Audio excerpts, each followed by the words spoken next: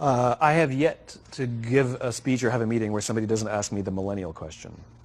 What's the millennial question? Apparently, millennials as a generation, which is a group of people who were born approximately 1984 and after, are tough to manage.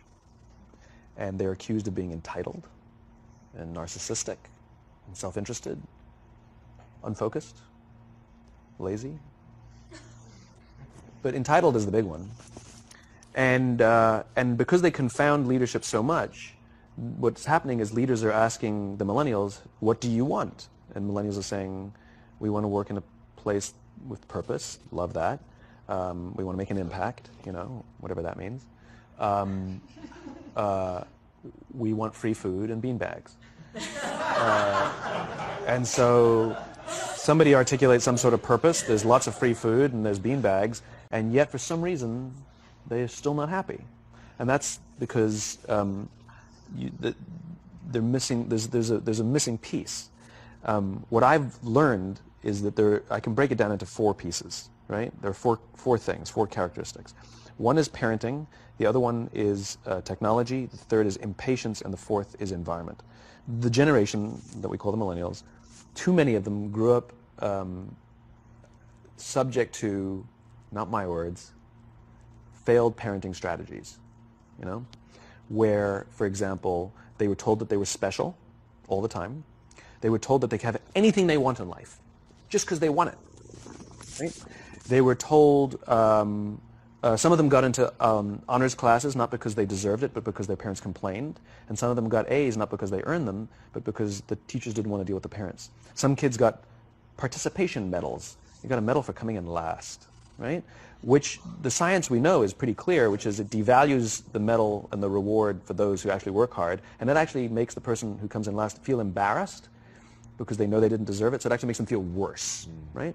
So you take this group of people, and they graduate school, and they get a job, and they're thrust into the real world, and in an instant, they find out they're not special, their moms can't get them a promotion, that you get nothing for coming in last, and by the way, you can't just have it because you want it, right? And in an instant, their entire self-image is shattered. And so you have an entire generation that's growing up with lower self-esteem than previous generations. The other problem, to compound it, is we're growing up in a Facebook, Instagram world. In other words, we're good at putting filters on things. We're good at showing people that life is amazing even though I'm depressed, right?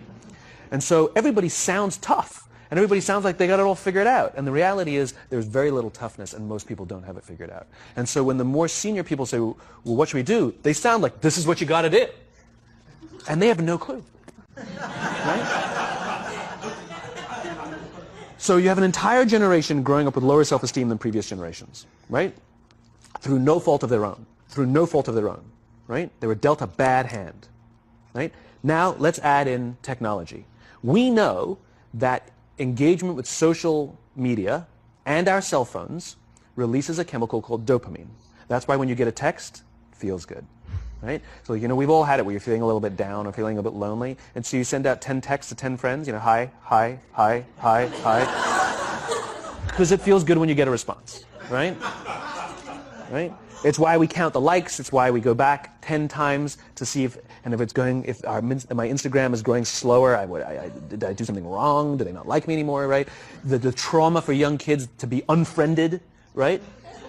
Because we know when you get a hit of dopamine, which feels good. It's why we like it. It's why we keep going back to it. Dopamine is the exact same chemical that makes us feel good when we smoke, when we drink, and when we gamble. In other words, it's highly, highly addictive, right? We have age restrictions on smoking, gambling, and alcohol, and we have no age restrictions on social media and cell phones, which is the equivalent of opening up the liquor cabinet and saying to our teenagers, hey, by the way, this adolescence thing, if it gets you down. But that's basically what's happening. That's basically what's happening, right? That's basically what happened. You have an entire generation that has access to an addictive, numbing chemical called dopamine through social media and cell phones as they're going through the high stress of adolescence. Why is this important? Almost every alcoholic discovered alcohol when they were teenagers. When we're very, very young, the only approval we need is the approval of our parents. And as we go through adolescence, we make this transition where we now need the approval of our peers. Very frustrating for our parents, very important for us. It allows us to acculturate outside of our immediate families into the broader tribe, right? It's a highly, highly stressful and anxious period of our lives, and we're supposed to learn to rely on our friends. Some people, quite by accident, discover alcohol and numbing effects of dopamine to help them cope with the stresses and anxieties of adolescence. Unfortunately, that becomes hardwired in their brains, and for the rest of their lives, when they suffer significant stress, they will not turn to a person, they will turn to the bottle. Social stress, financial stress, career stress, that's pretty much the primary reasons why an alcoholic drinks, right?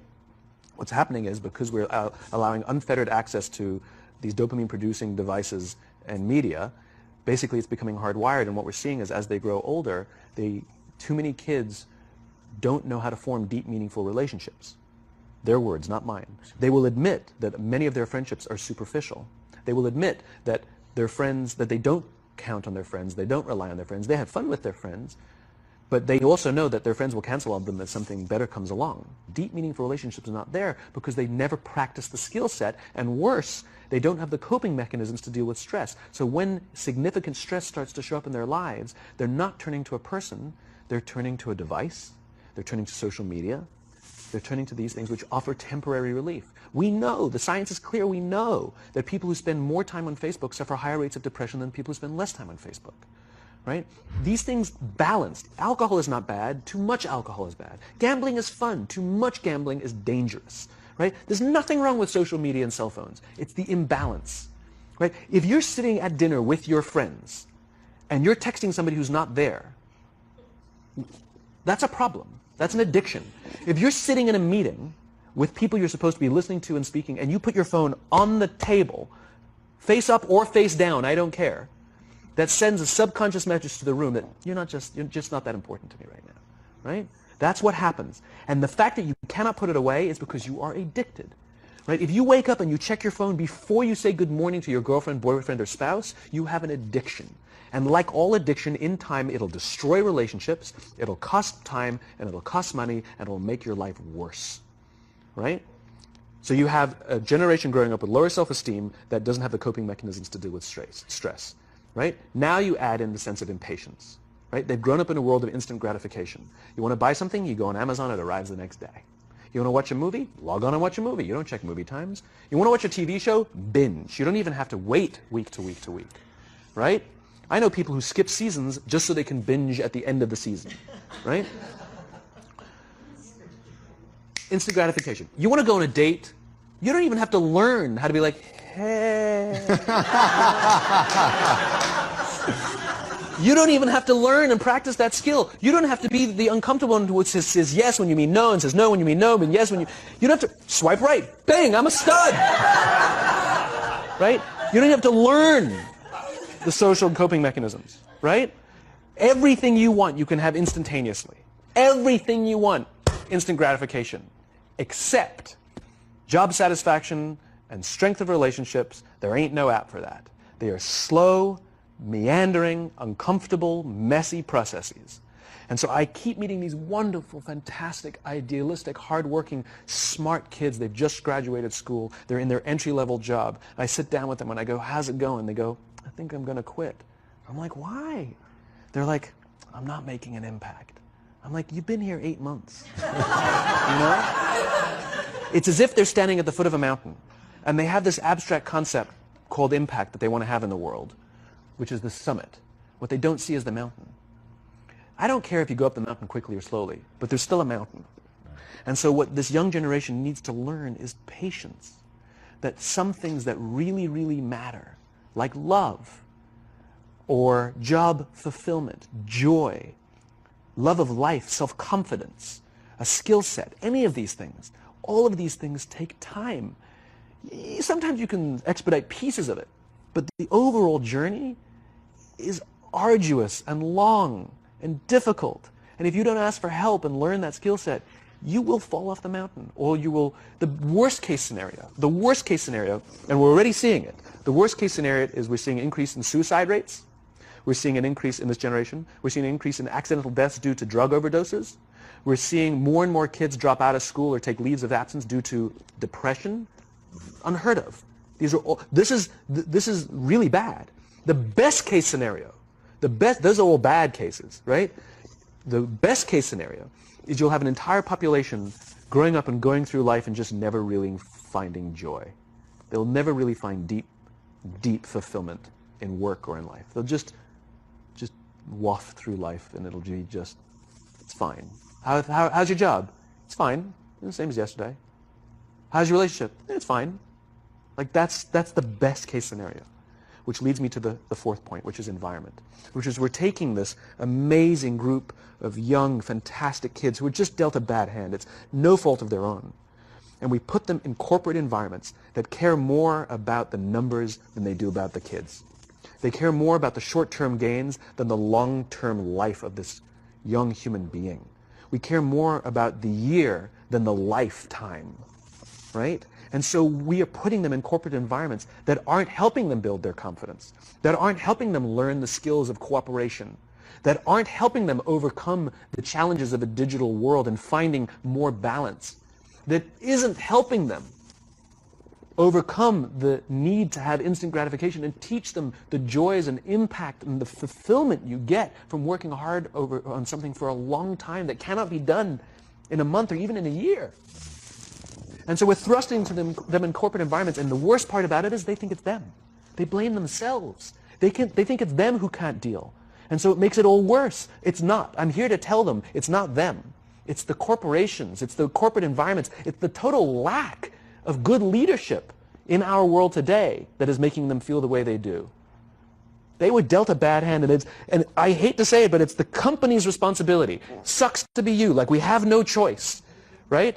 This is what we got, and I wish that society and their parents did a better job. They didn't. So we're getting them in our companies, and we now have to pick up the slack. We have to work extra hard to figure out the ways that we build their confidence. We have to work extra hard to find ways to teach them the social skills that they're missing out on. There should be no cell phones in conference rooms. None. Zero. And I don't mean the kind of like sitting outside waiting to text. I mean like when you're sitting and waiting for a meeting to start, this is what we all do. We all sit here and wait for the meeting to start. Meeting starting? Okay. And we start the meeting. No, that's not how relationships are formed. Remember we talked about it's the little things? Relationships are formed this way. We're waiting for a meeting to start and we go, how's your dad? I heard he was in the hospital. Oh, he's really good. Thanks for asking. He's actually at home now. Oh, I'm really glad. It was really amazing. I know, it was really scary for a while. That's how you form relationships. Hey, did you ever get that report done? Oh my God, no, I didn't. I'll help you out. Can I help you out with that? Really? That's how trust forms. Trust doesn't form at an event in a day. Even bad times don't form trust immediately. It's the slow, steady consistency. And we have to create mechanisms where we allow for those little innocuous interactions to happen. But when we allow cell phones in conference rooms, we just, okay, have the meeting. And then my favorite is like when there's a cell phone there and you go like this, you go. It rings and you go. I'm not going to answer that. Like, Mr. Magnanimous, you know? When you're out for dinner with your friends, like I do this with my friends. When we're going out for dinner and we're leaving together, we'll leave our cell phones at home.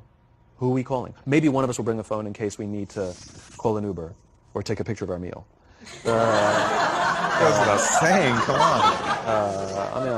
on. I'm an idealist, but I'm not insane. You know? Not a heathen. I mean, it looked really good. We'll take one phone. And so it's like an alcoholic. The reason you take the alcohol out of the house is because we cannot trust our willpower. We're just not strong enough. But when you remove the temptation, it actually makes it a lot easier.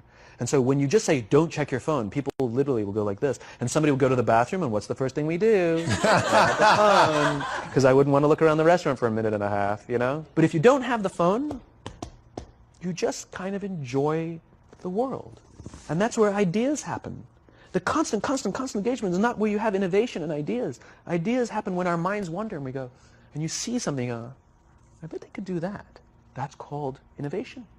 Right? But we're taking away all those little moments, right? You should not, and none of us should charge our phones by our beds. We should be charging our phones in the living rooms, right? Remove the temptation. You wake up in the middle of the night because you can't sleep, you won't check your phone, which makes it worse.